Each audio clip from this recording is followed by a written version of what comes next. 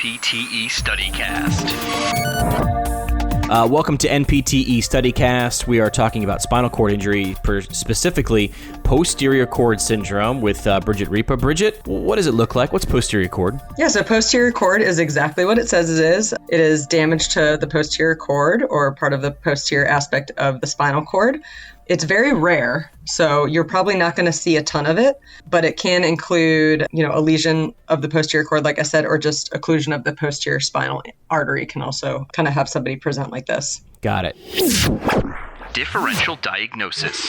Now, things are typically pretty clear-cut in terms of spinal cord injury, but what else could it be? What would a differential diagnosis look like? So it would be any of the other spinal cord injury syndromes, anterior cord, Brown sequard, central cord, cauda equina. You also want to keep in mind that this patient population from a clinical standpoint is going to present with kind of isolated loss of proprioception, vibration, and discriminative touch. So that's going to be kind of the big key factors for the exam that they might ask. Okay.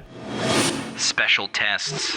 Now, with spinal cord injury, what's the special test? What sort of imaging will we use to figure out what exactly is wrong? The clinical presentation is going to be guiding your own diagnosis as a PT, also the mechanism of injury, but then CT or an MRI is going to confirm the actual diagnosis. Got it. Treatment examples. What does a physical therapist do about it? Some example treatments for a patient with posterior cord syndrome. You're going to kind of go about this like any other patient with a spinal cord injury. You're going to use the ICF model as your guide, looking at body function and structure impairments, activity limitations, and participation restrictions. And then you also want to make sure that this person is managed medically first, and then all the other spinal cord type things. So establishing a bowel and bladder program, working on motor learning, task-specific training, neuromuscular re-education, weight-bearing, tone management, functional electrical stimulation, aerobic training, positioning, splinting, bracing, locomotion if applicable, really keeping an eye on shoulder pain, making sure to allow this patient to compensate when necessary. So in other neurological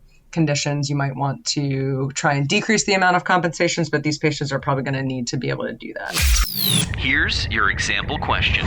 Now, how will it appear on the NPTE? Some things we can look forward to. All of these syndromes, they're going to kind of look to see your knowledge of how this syndrome can come about from the mechanism of injury, and then how they're going to present clinically. So looking at loss of proprioception, vibration, and discriminative touch. All right, that is posterior cord syndrome for the NPTE.